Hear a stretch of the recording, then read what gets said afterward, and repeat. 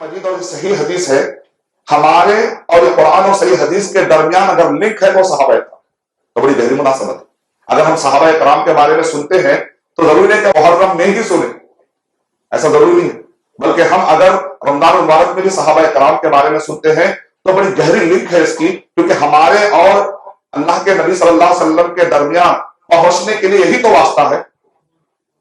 ابن ابی حاتم رحمۃ اللہ علیہ کہتے ہیں اگر کوئی راویوں پر حملہ کرتا ہے دراصل وہ ہمارے گواہوں پہ حملہ کرتا ہے، وہ قرآن کے گواہوں پہ حملہ کرتا ہے، وہ حدیث کے گواہوں پر حملہ کرتا ہے۔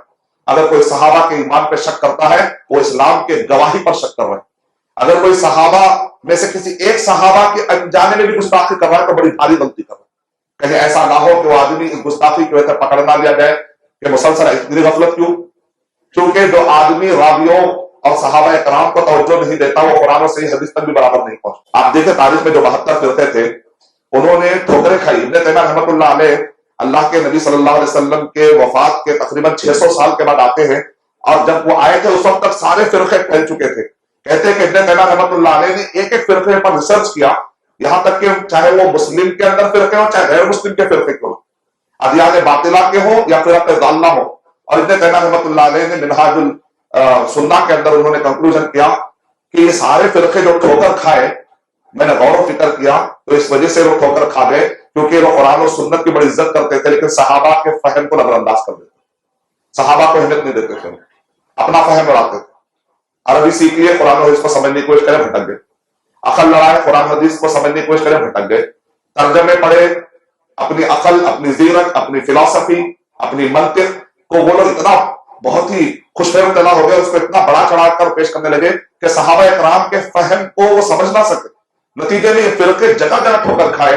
یہ سارے فرقوں کے اگر آپ ایک بیماری تلاش کر کے نکالیں گے تو وہ یہی ہے، آیتیں پیش کرتے ہو، ایسا نہیں کہ فرقے آیتیں پیش نہیں کرتے، پیش کرتے آیتیں، معنی بدل دیتے، حدیثیں پیش کرتے ہیں فرقے، معنی بدل دیتے۔ آج بھی دیکھیے آپ، یہی فتنہ آج بھی ہے۔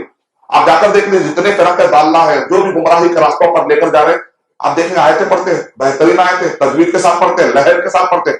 آپ بولیں گے کیا خالی ہے، آپ بولیں کیا لہر ہے، ارے یہ بندہ تو کیا زبردست پڑھ رہا ہے، لیکن ان کو قرآن مجید ان کے گلوں سے اترائی نہیں، سمجھا ہی نہیں انہوں نے۔ وہ صحابہ کرام، اللہ کے نبی صلی اللہ علیہ وسلم کا ارشاد فرمایا کہ خوارج کا ایک ایسا فتنہ آئے گا تم اپنی نمازوں کو معمولی سمجھو گے، لیکن وہ قرآن ایسے پڑھیں گے کہ تم دیکھ کر اشش کرنے لگو گے، لیکن قرآن ان کے گلوں سے اترائی نہیں، ان کے حناجر سے تو اترائی نہیں۔ تو صحابہ کرام کی اتنی زیادہ اہمیت۔ آئیے اس لنک کے بارے میں ذرا ہم جانتے ہیں جو بہت اہم ہے ہمارے ایمان کے لیے، ہمارے فہم کے لیے، ہمارے صراط مستقیم کے لیے۔ قرآن مجید میں اللہ سبحانہ و تعالیٰ نے ارشاد فرمایا، ہم کو روزانہ دعا سکھلائیے، اہدنا الصراط المستقیم، اے اللہ تعالیٰ چلا ہم کو سیدھا راستہ۔ وہ سیدھا راستہ ملے گا کیا قرآن و صحیح حدیث پر ایک آدمی اپنی عقل اور اپنے ترجمے اور عربی گرامر سے غور کرنے سے مل جاتا؟ نہیں۔ صراط الذین انعمت علیہم، وہ راستہ وہاں ملتا ہے اللہ جن پر تو نے انعام کیا۔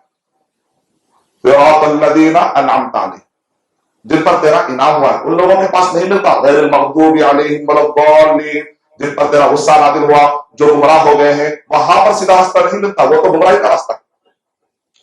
اللہ تعالیٰ قرآن مجید میں ارشاد فرما رہے ہیں، وَمَن يُطِعِ اللَّهَ وَالرَّسُولَ فَأُولَٰئِكَ مَعَ الَّذِينَ أَنْعَمَ اللَّهُ عَلَيْهِم مِّنَ النَّبِيِّينَ، اور جو آدمی اللہ اس کے رسول صلی اللہ علیہ وسلم کی اطاعت کر لے تو وہ انعام پانے والوں کے ساتھ ہو جاتا ہے، نبیین، صدیقین، شہداء، صالحین، وَحَسُنَ أُولَٰئِكَ رفیقا۔ کیا بڑی پیاری صحبت ہے۔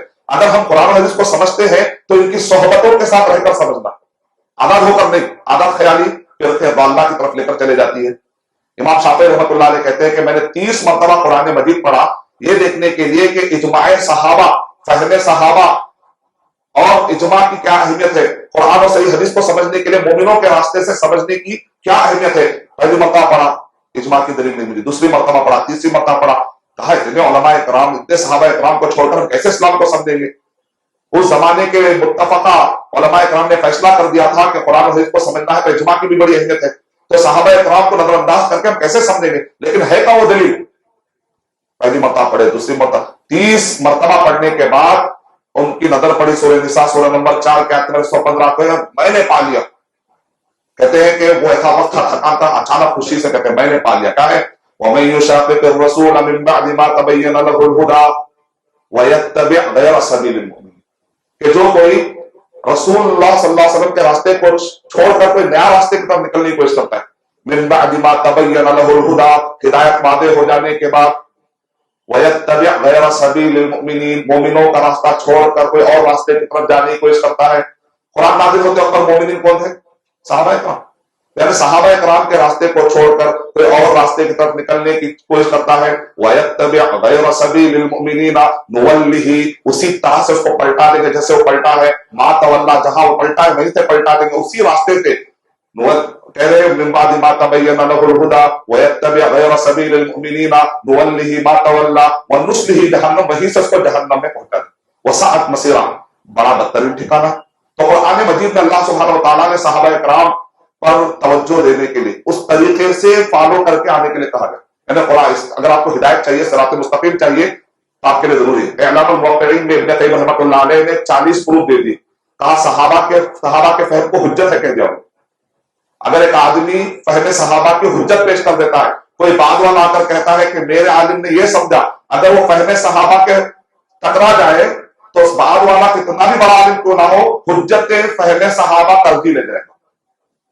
پروف دے دیو، صفحے صفحے پوری جلد۔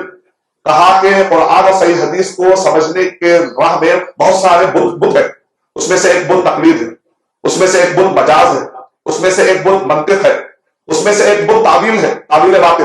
ان سب گمراہیوں سے نکال کے لے جانے والا ایک طریقہ ہے فہم صحابہ، اس حجت صحابہ ہے۔ اور کہا کہ اس کے 100 مراتب ہو سکتے ہیں، ایک ایک مرتبے کو اتنی پیاری بحث ہے۔ ایک مرتبہ اعلام الموقعین، بڑی زبردست کتاب ہے۔ یعنی وہ لوگ کیا کریں، وارننگ ہے ان لوگوں کے لیے جو اسلام کے نام پہ فتوے دے رہے ہیں۔ اللہ تعالیٰ ان کو وارننگ دے رہا ہے، اپنے فتوے صادر مت کرو، فہم صحابہ کے راستے سے فتوے صادر کرو۔ یہ ہے اس کتاب کا ترجمہ۔ وارننگ ہے ان لوگوں کے لیے جو توقی مارتے ہیں فتووں پر، کیا ہے؟ وارننگ ہے ان لوگوں کے لیے جو پیپروں پر مارتے ہیں کہ میرا فتوا ہے، اس سے پہلے کہ فتوے پر توقی مارے کہیں تمہارا فہم صحابہ سے نہ ٹکرا جائے، وارننگ دیتا ہوں۔ پورے 3 جلدیں اس کے اوپر، اتنی اہمیت ہے۔ ابن تیمیہ رحمۃ اللہ علیہ نے منہاج السنہ میں، ابن رجب الحنبلی رحمۃ اللہ علیہ نے کہا فہم السلفی اعلم و احکم و اسلم، کہتے ہیں کہ بعد والے کتنے بھی ذہین آ جائیں لیکن وہ فہم صحابہ کا مقابلہ نہیں کر سکتے، کیونکہ صحابہ کرام کا جو فہم ہے وہ سب سے زیادہ علم والا، وہ سب سے زیادہ مضبوط اور سب سے زیادہ سلامتی والا ہے، فرقوں سے نجات دے کے صراط مستقیم پہ لا کے ٹھہرا دیتا ہے۔ تو صحابہ کرام کی بڑی اہمیت ہے۔